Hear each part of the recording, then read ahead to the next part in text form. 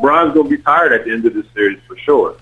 Oh yeah, but see, this is my thing. Ain't you the same guy that said that since LeBron left Florida, he's not on those whatever type of stuff he was using in Miami, because he was solid as a rock there. He was about 268 then, and now he's about 240 or 230 something and whatnot. So how he gonna take that beating that he could have took if he was still doing the same shit he was doing in Miami?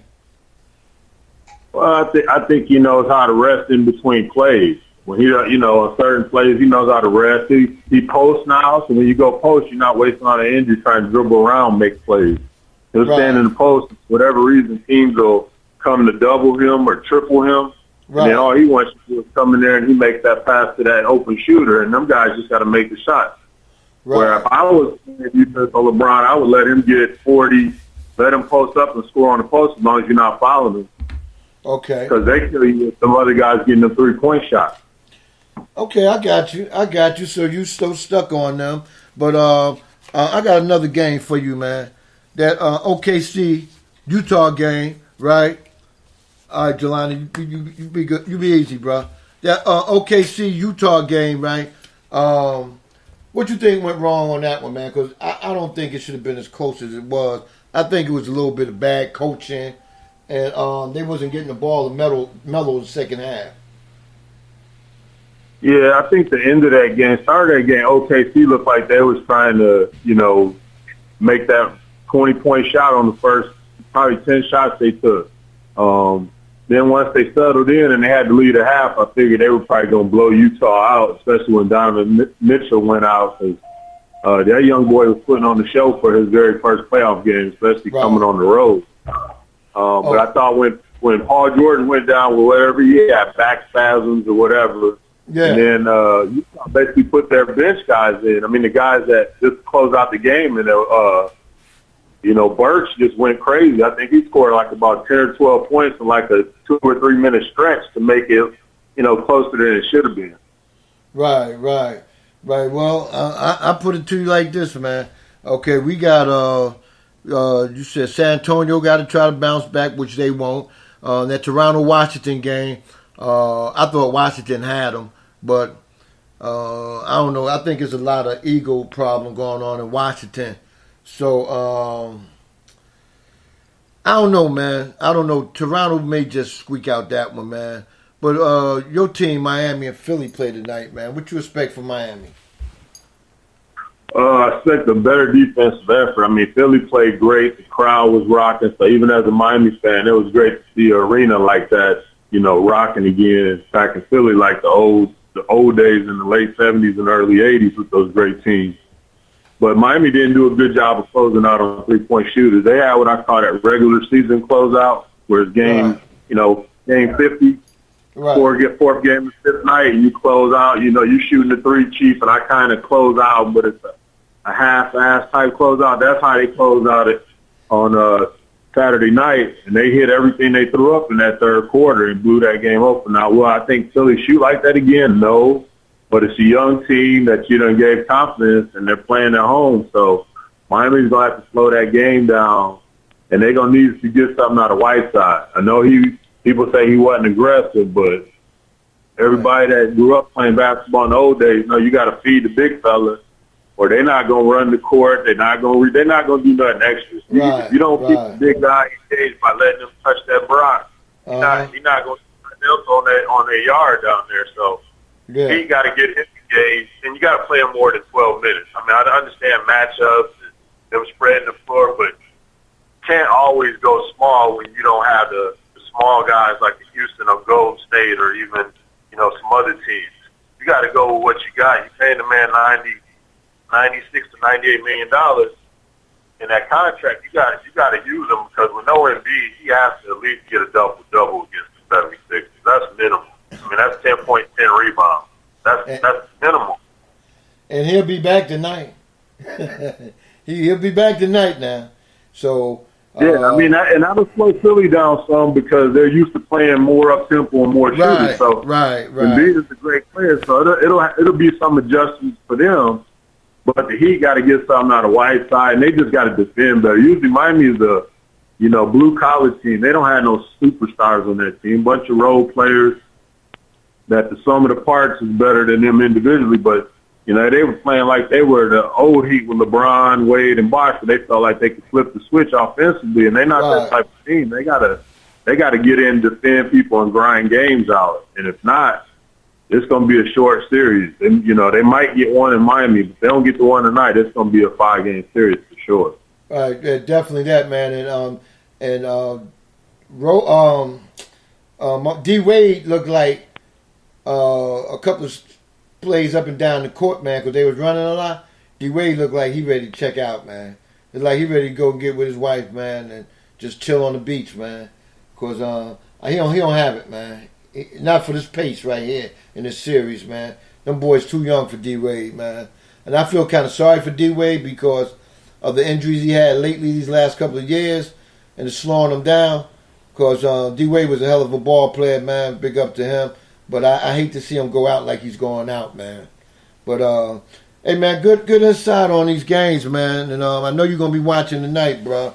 You got, like I said, we got Philly and Miami playing tonight, and also Golden State and San Antonio. So it's either going to be 2 up on both sides, or 1-1 on one side and 2 up on the other side. Whichever way it go, man, we'll be in there watching on TNT tonight, man.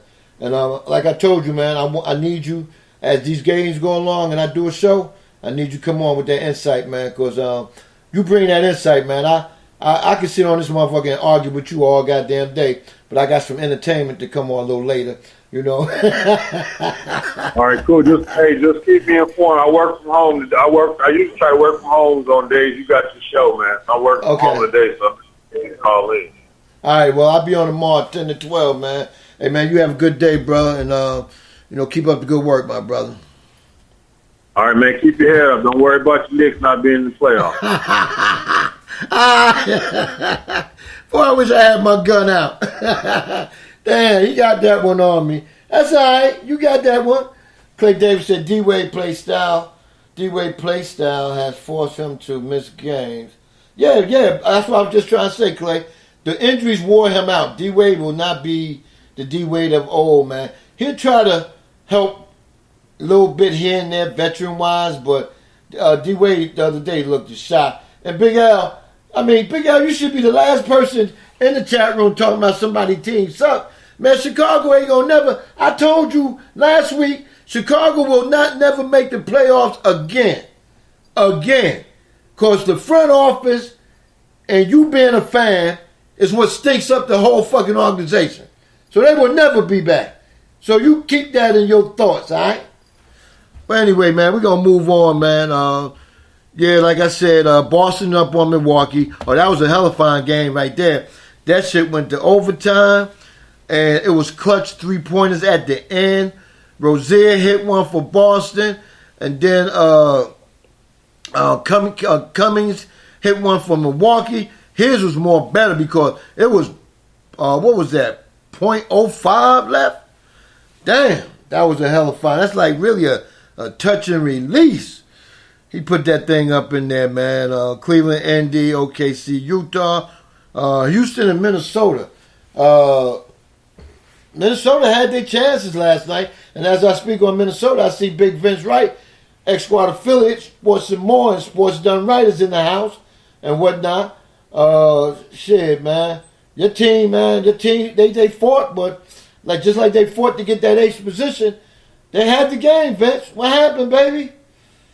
Hey, I understand, man, but shit, that's a loss right there. I want to tell you, we got my main man Eddie Mo 2.0 up in here. When I see that 2.0, I'm thinking of one of them goddamn engines, man, because I got a 5.0 in my car. You know what I'm saying? Eddie Mo got 2.0.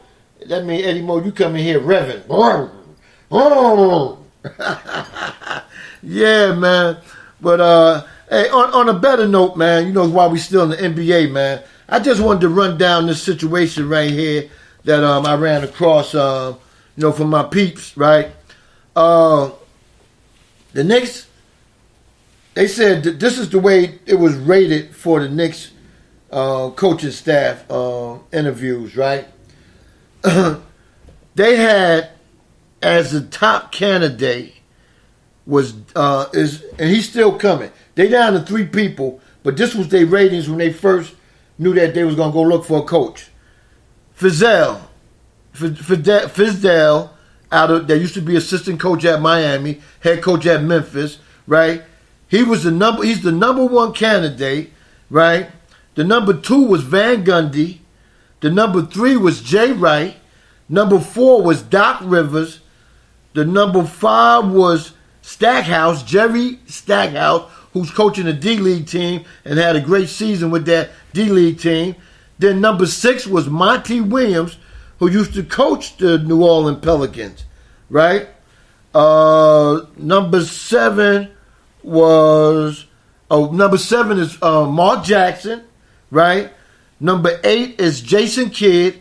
Number 9 is Frank Vogel, whatever his name. Number 10 was David Black. He's still around? Damn. And number 11, Patrick Ewing. That was the first 11 candidate. But right now they broke it down to 3 and a possible 1. The possible 1 is Mike Woodson. That's a defensive coach for the Clippers. That was the coach of the Knicks back when stinking Action Jackson Phil was president of the fucking team, right? He fired Woodson after Woodson had a 52 and whatever record, and we won the Atlantic Conference. We was the number 1 seed in the East, and I don't know how that. No, we was number 2 behind Miami. I don't know how that shit went from sugar to shit, but it went that quick. Well, anyway, he's gonna get a look too. So we down to 4 coaches that's gonna come in. David Fizdale, Stackhouse, Jackson, and Woodson will be going in there to see if they can turn this Knicks team around. The Knicks team is going to be a young team with some good talent. Perry, the general manager, was on the radio the other day, and he was talking about who they looking for and how they going to do, who they keeping as far as young players and what they need to do. And, he just talked about everything. But I don't want to share that with y'all because y'all don't even give a fuck about my team. But it's all right. I had to speak on my team. But, it's all good. Angry Black Man said Woods on led. I guess he meant Woodson on led the Knicks to some good season early in mellow NYC tender. He did. And I always said that, Black Man. Okay. Deacon Dale said, New York radio with the Chief. As long as it ain't the DMV, we cool. Because your goddamn shitty-ass Washington Wizard team is about to crumble. Mochi said, Knicks out here playing spades via a coaching search. 3 and impossible. I knew somebody going to say something about that.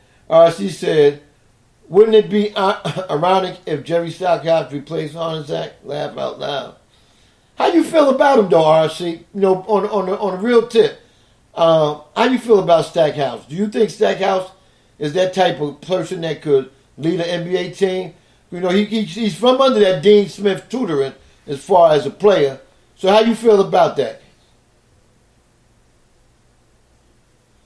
KC said, please, Chief, get to the entertainment portion of the show.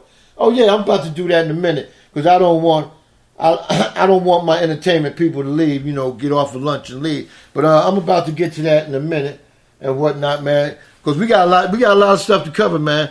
You know what I'm saying? Shit, we got some stuff to cover. Just put it plain and simple, right? So I went over the Knicks coaching staff thing. I went over who's down in basketball, the games as far as who lost the first game.